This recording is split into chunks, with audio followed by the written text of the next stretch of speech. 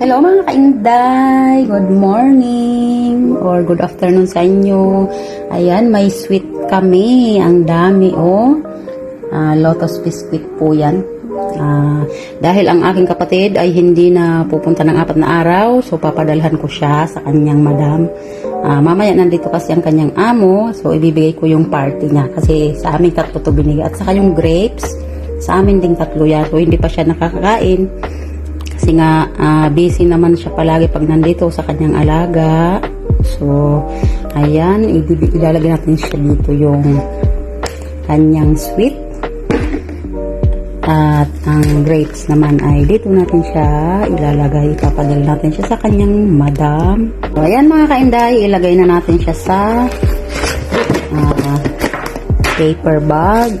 Ayan. Tapos, ready to pick up na. Bigay natin mamaya sa kanyang madam. Yan lang mga kainday. Salamat po.